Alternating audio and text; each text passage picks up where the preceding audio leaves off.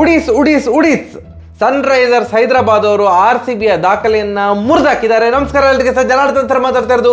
ಕುಶಲವೇ ಕ್ಷೇಮವೇ ಸೌಖ್ಯ. Welcome back to Ganesh Karanth cricket talks YouTube channel. SRHಗೆ ಈ IPL ಅಲ್ಲಿ ಮೊದಲ ಜಯ ಸಿಕ್ಕಿದೆ. ಹಾಗೆ ಹಾರ್ದಿಕ್ ಪಾಂಡ್ಯ ನಾಯಕತ್ವದ ಮುಂಬೈ ಇಂಡಿಯನ್ಸ್ಗೆ ಸತತ 2 ಮ್ಯಾಚ್ಗಳ ಸೋಲು. ಇದಂತೂ ಮೈನಾಯ ಸೋಲು. ಇದರ ಬಗ್ಗೆ ಮಾತಾಡಬೇಕಿದ್ರೆ ಪದಗಳೇ ಸಾಲುವುದಿಲ್ಲ. ದಾಖಲೆಗಳು ಧೂಳಿಪಟ. ಬರೀ ಹೈಯೆಸ್ಟ್ ರನ್ ಮಾತ್ರ ಅಲ್ಲ, ಎಷ್ಟೆಷ್ಟು ಹೈಯೆಸ್ಟ್ 6 2 ಇನ್ನಿಂಗ್ಸಲ್ಲಿ ಸೇರಿ ಹೈಯೆಸ್ಟ್ ರನ್ ಎಲ್ಲ ದಾಖಲೆಗಳು ಧೂಳಿಪಟ ಆಗಿ ಹೋಗಿದೆ. ದೇವರೇ, SRH ಅವರೇ, ನಾವು ಸುಮ್ಮನೆ ಹೇಳೋದಷ್ಟೇ. CSK ನಮ್ಮ ವೈರಿ, ಮುಂಬೈ ನಮ್ಮ ವೈರಿ, ಅವರು ನಮ್ಮ ವೈರಿ.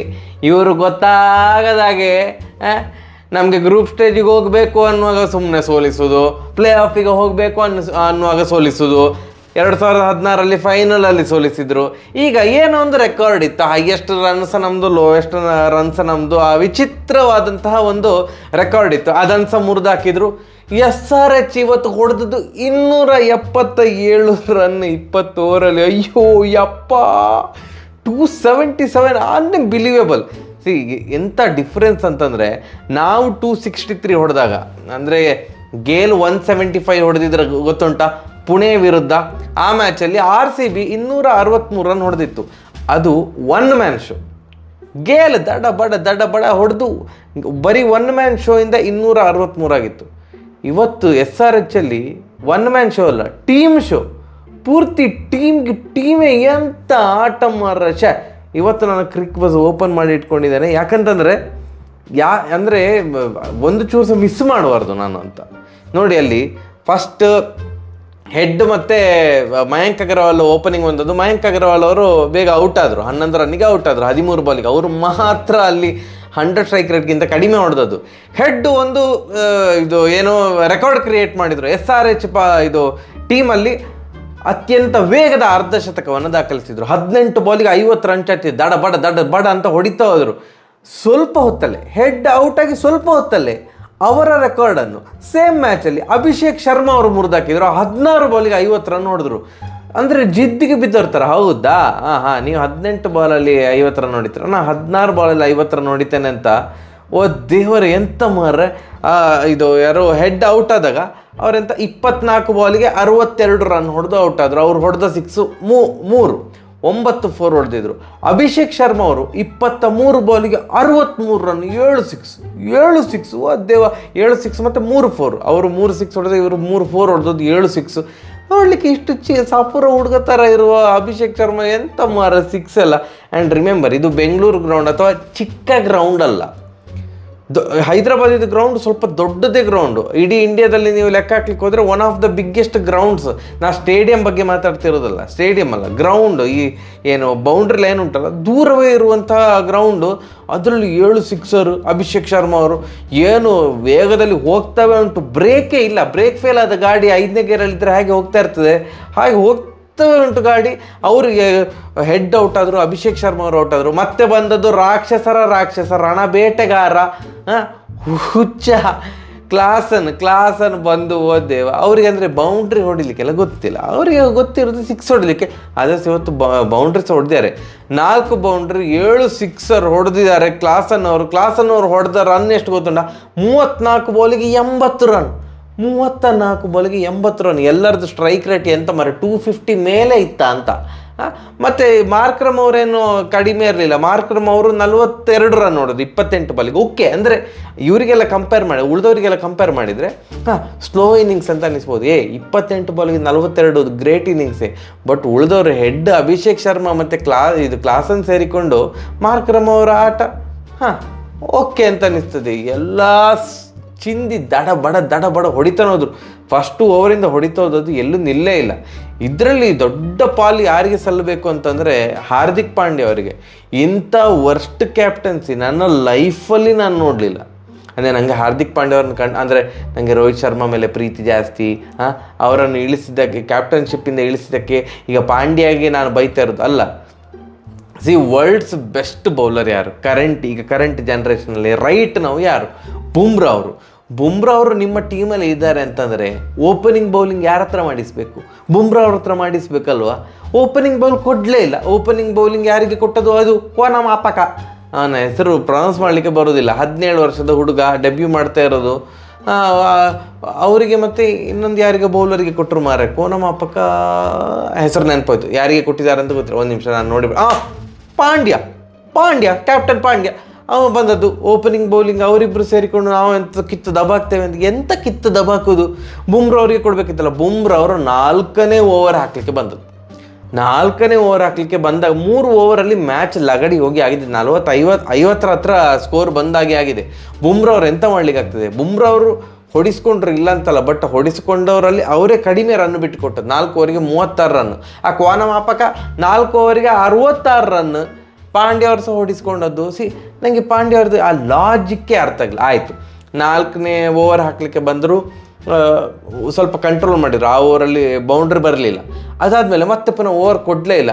ಆ ಕಡೆಯಿಂದ ಹೆಡ್ ಮತ್ತು ಅಭಿಷೇಕ್ ಶರ್ಮಾ ಅವರು ಆ ಥರ ಹೊಡಿತಾ ಇರುವಾಗ ಯಾಕೆ ಕೊಡಬಾರ್ದು? ಇನ್ನೊಂದು ಓವರ್ ವಿಕೆಟ್ ಬಿದ್ದರೆ ತಂಡಕ್ಕೆ ಒಳ್ಳೇದಲ್ವಾ? ಕ್ಲಾಸನ್ ಬಂದರೆ ಬೇಕಾಗ್ತದೆ. ಕ್ಲಾಸನ್ ಬರುವ ಮೊದಲು ಇಲ್ಲಿ ಕ್ಲಾಸ್ ತಗೊಳ್ತಿದ್ದಾರಲ್ಲ ಮಾರ್ರೆ, ಇವರ ವಿಕೆಟ್ ತೆಗಿಬೇಕಲ್ಲ. ಇವರು ಔಟ್ ಆಗಿದ್ದರೆ ಕ್ಲಾಸನ್ನೇ ಇಲ್ಲಿಂದ ಬರೋದು. ಕ್ಲಾಸನ್ ಬರಲಿ, ಆಮೇಲೆ ಬುಮ್ರಾ ಮ್ಯಾಜಿಕ್ ಮಾಡ್ತಾರೆ. ಬುಮ್ರಾ ಮ್ಯಾಜಿಕ್ ಮಾಡಿ ಈಗವೇ ಮಾಡಿಬಿಡಲಿ ಅಲ್ಲ, ವಿಕೆಟ್ ತೆಗಿಲಿ ಅಲ್ಲ. ಎಂತ ನನಗೆ ಅರ್ಥವೇ ಆಗಲಿಲ್ಲ ಕ್ಯಾಪ್ಟನ್ಸಿ.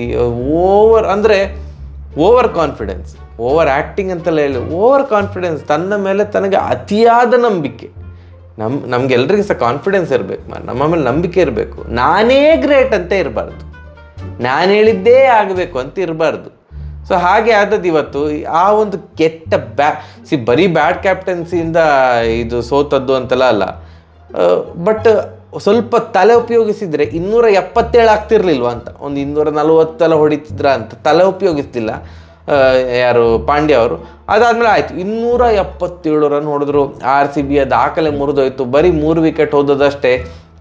ಬಟ್ ನಾನು ಟ್ವೀಟ್ ಕೂಡ ಮಾಡಿದ್ದೆ. ನೀವು ಟ್ವಿಟ್ಟರಲ್ಲಿ ಫಾಲೋ ಎಲ್ಲ ಮಾಡಿರೋದಿದ್ರೆ ನಾನು ದಯವಿಟ್ಟು ಹೋಗಿ ಮಾಡಿ. ನೋ ಫೋರ್ಸ್, ನಿಮಗಿಷ್ಟ ಮಾಡಿದರೆ ಮಾಡಿ. ನಾನು ಅಲ್ಲಿ ಹೇಳಿದೆ, ಈ ಟಾರ್ಗೆಟನ್ನು ಯಾವುದಾದ್ರೂ ತಂಡ ಚೇಸ್ ಮಾಡಬಲ್ಲರು ಅಂತಂದರೆ ಅದು ಒಂದೇ ತಂಡ. ಅದು ಯಾವುದು ಅಂತಂದರೆ ಮುಂಬೈ ಇಂಡಿಯನ್ಸ್. ಮುಂಬೈ ಇಂಡಿಯನ್ಸ್ ಮಾತ್ರ ಈ ಟೋಟಲ್ಗಳನ್ನು ಚೇಸ್ ಮಾಡೋದು. ಯಾಕಂದರೆ ಅವರು ನೆಕ್ಸ್ಟ್ ಲೆವೆಲ್ ಹುಚ್ಚರು ಮಾರ್ರೆ. ಯಾವಾಗ ಎಲ್ಲ ಸೇರಿ ಇಡೀ ಟೀಮ್ ಯಾವಾಗ ಸೇರಿ ಹೊಡಿತಾರೆ ಅಂತ ಹೇಳಲಿಕ್ಕಾಗೋದಿಲ್ಲ. ಹಾಗೇ ಇತ್ತು. ತಿಲಕ್ ವರ್ಮಾ ಔಟ್ ಆಗುವ ತನಕ ಸಹ ಮುಂಬೈ ರೇಸಲ್ಲಿ ಇದ್ದರು. ಇಲ್ಲದ್ರೆ ಯೂಶ್ವಲಿ ಏನಾಗ್ತದೆ, ಯಾವುದಾದ್ರು ಒಂದು ದೊಡ್ಡ ತಂಡ ದೊಡ್ಡ ಮೊತ್ತ ಕಲೆ ಹಾಕಿದಾಗ ಚೇಸಿಂಗ್ ಟೀಮ್ ಪ್ಯಾನಿಕ್ ಆಗ್ತಾರೆ, ಹೊಡಿಲಿಕ್ಕೆ ಹೋಗಿ ಎಲ್ಲರೂ ಸಹ ಔಟ್ ಆಗ್ತಾ ಹೋಗ್ತಾರೆ. ಬಟ್ ಇದು ಹಾಗೆ ಆಗಲಿಲ್ಲ. ಏನು ಒಂದು ಲಯದಲ್ಲಿ ಇದ್ರು ಅಂತಂದರೆ ಮುಂಬೈ ಇಂಡಿಯನ್ಸ್ ಫಸ್ಟ್ 10 ಓವರ್ ಮುಗಿದಾಗ ಉಂಟಲ್ಲ, SRH ಎಷ್ಟು ಫಸ್ಟ್ 10 ಓವರ್ ಮುಗಿದಾಗ ಹೊಡೆದಿದ್ರು ಆಲ್ಮೋಸ್ಟ್ ಅಷ್ಟೇ ಮುಂಬೈ ಇಂಡಿಯನ್ಸ್ ಹೊಡೆದಿದ್ರು. ರೇಸಲ್ಲಿ ಇದ್ದರು, ಬರ್ತದೆ, ನೆಕ್ ಟು ನೆಕ್ ಬರ್ತದೆ ಅಂತ. ಮತ್ತೆ ಪುನಃ ಸೋಲಿಕ್ಕೆ ಕಾರಣ ಯಾರು? ಹಾರ್ದಿಕ್ ಪಾಂಡ್ಯ ಅವರು. ಎಲ್ಲರೂ ಆರೆಂಜಿಗೆ ಹೊಡಿತಿದ್ದಾರೆ. ರೋಹಿತ್ ಶರ್ಮಾ ಅವರು 12 ಬಾಲಿಗೆ 26 ರನ್ ಹೊಡೆದು ಔಟ್ ಆದರು. ಮತ್ತು ಇಶಾನ್ ಕಿಶನ್ ಅವರು 13 ಬಾಲಿಗೆ 34 ರನ್ ಹೊಡೆದ್ರು.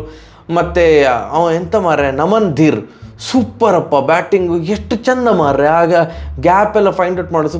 ನಮನ್ ಧೀರ್ ಎಷ್ಟು ಹೊಡೆದು? ಒಂದು ನಿಮಿಷ. ನಮನ್ ಧೀರ್ 14 ಬಾಲ್ 30. ಮತ್ತು ತಿಲಕ್ ವರ್ಮಾ ಒಂದು 64 ರನ್, 34 ಬಾಲ್ 40. ಯಾರು ಕೈ ಕೊಟ್ಟದಂದ್ರೆ ಹಾರ್ದಿಕ್ ಪಾಂಡ್ಯ ಅವರು. 20 ಬಾಲಿಗೆ 24 ರನ್. ಟಾರ್ಗೆಟ್ 277 ಇರೋದು, 77 ಅಲ್ಲ, ಅಥವಾ 177 ಅಲ್ಲ, 20 ಬಾಲಿಗೆ 24. ಯಾರು ಬೇಕಾದ್ರೆ ಹೊಡಿತಾರೆ ಮಾರ. 277 ಚೇಸ್ ಮಾಡ್ತಿರುವಾಗ ದೊಡ್ಡ ಕಂಟಕ ಆಗಿ ಪರಿಣಮಿಸಿದ್ದು ಮತ್ತೆ ಪುನಃ ಹಾರ್ದಿಕ್ ಪಾಂಡ್ಯ ಅವರು. ಎಲ್ಲಿ ಆದರೆ 20 ಬಾಲಿಗೆ ಉಳಿದವರ ಥರ 200 ಮೇಲೆ ಸ್ಟ್ರೈಕ್ ರೇಟಲ್ಲಿ ಹೊಡೆದಿದೆ, 200-250 ಸ್ಟ್ರೈಕ್ ರೇಟಲ್ಲಿ ಹೊಡೆದಿದ್ರೆ ಹೇಳಲಿಕ್ಕಾಗೋದಿಲ್ಲ ಇವತ್ತು ಮುಂಬೈ ವಿನ್ ಆದರೂ ಆಗ್ತಿತ್ತು. ಮುಂಬೈ ಸೋತದ್ದು ಕೇವಲ 31 ರನ್ನಿಂದ. ಮುಂಬೈ 246 ತನಕ ಬಂದರು. 246ಕ್ಕೆ 5 ವಿಕೆಟ್ಗಳನ್ನು ಕಳೆದುಕೊಂಡ್ರು. ಸೊ ಅಲ್ಲಿ ಅವರಿಗೆ ಆ 31 ರನ್ ಶಾರ್ಟ್ ಆದದ್ದು ಎಲ್ಲಿ ಅಂತಂದರೆ, ಮುಂಬೈ ಬೌಲಿಂಗ್ ಹಾಕುವಾಗ ಹಾರ್ದಿಕ್ ಪಾಂಡ್ಯ ಅವರು ಮಾಡಿದಂತಹ ಎಡವಟ್ಟುತನ, ಓಪನಿಂಗ್ ಬೌಲಿಂಗ್ ಬುಮ್ರಾಗೆ ಕೊಡಲಿಲ್ಲ, ಅಥವಾ ಕೇವಲ ಒಂದೇ ಓವರ್ ಕೊಟ್ಟದ್ದು ಪವರ್ ಪ್ಲೇಲಿ, ಅದೊಂದು ದೊಡ್ಡ ದಡ್ಡತನ. ಇನ್ನೊಂದು ಏನಂತಂದರೆ, ಬ್ಯಾಟಿಂಗಿಗೆ ಬಂದು ಆಯಿತು, ನನ್ನಿಂದ ಮಿಸ್ಟೇಕ್ ಆಗಿದೆ, ಈಗ ಎಲ್ಲರ ಥರ ನಾನು ಬ್ಯಾಟಿಂಗ್ ಮಾಡ್ತೀನಿ, ಏನು ಸ್ಪೆಷಲ್ ಆಗಿ ಮಾಡೋದು ಬೇಡ. ರೋಹಿತ್ ಶರ್ಮಾ, ಇಶಾನ್ ಕಿಶನ್, ನಮನ್ ಧೀರ್, ತಿಲಕ್ ವರ್ಮಾ, ಟಿಮ್ ಡೇವಿಡ್, ಅವರೆಲ್ಲ ಏನು ಮಾಡಿದ್ರಲ್ಲ ಅದೇ ಥರ ಬ್ಯಾಟಿಂಗ್ ಮಾಡಿದ್ದಿದ್ರೆ ಇವತ್ತು ಮುಂಬೈ ವಿನ್ ಆಗ್ತಾಯಿತ್ತು. ಇವರು ಬ್ಯಾಟಿಂಗ್ ಮಾಡಲಿಲ್ಲ. ಆ್ಯಂಡ್ ಯಾವ ಓವರ್ ಅಂತ ನೆನಪೋಗಿದೆ, ಕಮ್ಮಿನ್ಸ್ ಮತ್ತು ಜಯದೇವ್ ಉನಾದ್ಕಟ್ ಐ ಥಿಂಕ್ 14-15ನೇ ಓವರ್ ಅಥವಾ 15-16ನೇ ಓವರ್ ಅಂತ ಕಾಣ್ತದೆ. ಕಮಿನ್ಸ್ ಅವ್ರು 3 ರನ್ ಕೊಟ್ಟದ್ದು, ಉನಾದ್ಕಟ್ 5 ರನ್ ಕೊಟ್ಟದ್ದು ಅಂತ ಅನಿಸ್ತದೆ. ಅದು ಆ ಓವರ್ ಉಂಟಲ್ಲ, ಅದು 2 ಓವರಿಂದ ವಿನ್ ಆಗಿರೋದು. ಆ 2 ಓವರಲ್ಲಿ ಕಮಿನ್ಸ್ ಮತ್ತು ಜಯದೇವ್ ಉನಾದ್ಕಟ್ ಹೊಡೆಸ್ಕೊಂಡಿದ್ದಿದ್ರೆ ಮುಂಬೈ ಸೋಲ್ತಿತ್ತು. ಆ ಓವರ್ ಕಟ್ಟಿ ಹಾಕಿಬಿಟ್ರು, ಎಲ್ಲರೂ ಸಹ ಹೊಡೆಸ್ಕೊಳ್ತಾ ಇದ್ರು. ಅದು 2 ಓವರ್ ಭಯಂಕರ ಕಂಟ್ರೋಲಿಗೆ ಬಂತು. ಸೊ ಆದ್ದರಿಂದ ವಿನ್ ಆದರು. ಈ ಥರ ದೊಡ್ಡ ದೊಡ್ಡ ಇದು ಏನು ಹೈ ಸ್ಕೋರಿಂಗ್ ಗೇಮಲ್ಲಿ 2 ಓವರ್ 1 ಓವರ್ ಮ್ಯಾಚ್ ಗತಿಯನ್ನು ಪೂರ್ತಿ ಚೇಂಜ್ ಮಾಡಿಬಿಡ್ತದೆ. ರೇಸಲ್ಲಿ ಇದ್ದವರು ಆ 2 ಓವರಿಂದ ರೇಸಿಂದ ಕಂಪ್ಲೀಟಾಗಿ ಹೊರಗೆ ಔಟಾಗಿ ಹೋದರು ಮುಂಬೈ. ಸೊ ಇದಕ್ಕೆ ಹೊಣೆ ಈಗ ಪ್ರೆಸೆಂಟೇಷನ್ ಸೆರೆಮನಿಯಲ್ಲಿ ಪಾಂಡ್ಯ ಅವರು ಹೊಣೆ ಹೊತ್ಕೊಳ್ಬೇಕು, ಈ ಸೋಲಿಗೆ ನಾನು ಹೊಣೆ ಅಂತ. ಆಗ ಒಂದು ಸ್ವಲ್ಪ ಕ್ಷಮಿಸ್ಲಿಕ್ಕೆಲ್ಲ ಆಗೋದಿಲ್ಲ, ಬಟ್ ಸ್ಟಿಲ್ ಓಕೆ ಒಪ್ಪಿಕೊಂಡ್ರಲ್ಲ ಅಂತ ಅನಿಸ್ತದೆ. ನನ್ನ ಪ್ರಕಾರ ಅದೆಲ್ಲ ಒಪ್ಕೊಳ್ಳೋದಿಲ್ಲ ಹಾರ್ದಿಕ್ ಪಾಂಡ್ಯ ಅವರು. ನಾವು ಒಳ್ಳೆ ಆಟ ಆಡಿದೆವು, ಏನು ಸೋಲು ಗೆಲುವು ಇದ್ದದ್ದೇ, I want to be unique. ಎಂಥ ಯುನೀಕ್ ಮಾರೆ ಕರ್ಮ ಅಂದರೆ ನನಗೆ SRH ಮೇಲೆ ಏನು ದ್ವೇಷ ಇಲ್ಲ ಆಯಿತಾ. SRH ಅಭಿಮಾನಿಗಳು ಸುಮಾರು ಜನ ಇದ್ದಾರೆ, ನನಗೆ ಪೂರ್ತಿ ಹೆಸರು ಗೊತ್ತಿಲ್ಲ. ಸಂಬಡಿ ಭಾಗವತ್ ಅಂತ, ಸುಬ್ರಹ್ಮಣ್ಯ ಭಾಗವತ್ ಅಂತ ಯಾರೋ ಕಮೆಂಟ್ ಸೆಕ್ಷನಲ್ಲಿ ಕಮೆಂಟ್ ಹಾಕ್ತಾ ಇರ್ತಾರೆ, ನನ್ನ ಎಲ್ಲ ವಿಡಿಯೋ ನೋಡ್ತಾರೆ. ಇದು big time SRH fan. So Subrahmanya ಭಾಗವತರು ಈ ವಿಡಿಯೋ ನೋಡ್ತಿದ್ರೆ ಭಾರಿ ಖುಷಿ ಆಗ್ತದೆ ಅಂತ ಅಂದ್ಕೊಳ್ತೇನೆ. ಸೂಪರಾಗಿ ಆಡಿದ್ರಪ್ಪ ಅಂತ. ನಾನು ನನ್ನ ಮೇಲೆ ನಂಬಿಕೆ ಇರೋದಿದ್ರೆ ಈ ಮ್ಯಾಚ್ ಪ್ರಿವ್ಯೂ ಅಂತೆಲ್ಲ ಮಾಡಿದೆ, ಮ್ಯಾಚ್ ಪ್ರಿವ್ಯೂ ಅಂತಲ್ಲ, IPL ಎಲ್ಲ ಟೀಮ್ ಅನಾಲಿಸಿಸ್ ವಿಡಿಯೋ ಮಾಡಿದ್ದೇನೆ. ನೋಡಿ ಇಲ್ಲಿ ಬಂತು, ಅದರಲ್ಲಿ ಸಹ ಹೇಳಿದ್ದೇನೆ SRH ಬ್ಯಾಟಿಂಗ್ ಮಾತಾಡುವಾಗ ಇಲ್ಲ ಈ ಸಲ. ಫಾರಿನ್ ಪ್ಲೇಯರ್ಸು ಭಯಂಕರ ಇದ್ದಾರೆ. ಇಂಡಿಯನ್ ಪ್ಲೇಯರ್ಸ್ ಸಾಥ್ ಕೊಟ್ಟರೆ ಅವರು ಫೈನಲಿಗೆ ಹೋದರೂ ಕಪ್ಪು ವಿನ್ ಆದರು ಅಂತ ನಾನು ಹೇಳಿದ್ದೇನೆ. ನಾನು ಸುಮ್ಮನೆ SRH ವಿನ್ ಆದ ಕೂಡಲೇ ಹೊಗಳ್ತಾ ಇರೋದಲ್ಲ, ಟೀಮ್ ಅನಾಲಿಸಿಸಲ್ಲಿ ಹೇಳಿದೆ ಭಯಂಕರ ಇದ್ದಾರೆ ಅಂತ. ನಾನು ಆ ಮಾತಿಗೆ ಈಗ ಸಹ ನಾನು ದೃಢವಾಗಿ ನಂಬುತ್ತೇನೆ. ಟೀಮ್ ಭಯಂಕರ ಉಂಟು SRH ಈ ಸಲದ ಟೀಮು. ಅವರು ಮೈಂಡ್ ಸೆಟ್ ಇಟ್ಕೊಂಡು ಬಂದಿದ್ದಾರೆ, ವಿ ವಿಲ್ ಗೋ ಹಾರ್ಡ್ ಅಂತ. 15 ಓವರ್ ಆದಮೇಲೆ ಹೊಡಿತೇವೆ, 14 ಓವರ್ ಆದಮೇಲೆ ಹೊಡಿತೇವೆ, ಇಲ್ಲ ಫಸ್ಟ್ ಬಾಲಿಂದವೇ ಹೊಡಿತೇವೆ ಅನ್ನುವಂಥ ಒಂದು ಮೈಂಡ್ ಸೆಟ್ ಇಟ್ಕೊಂಡು ಬಂದಿದ್ದಾರೆ. Super, congratulations SRH. Tough luck Mumbai Indians.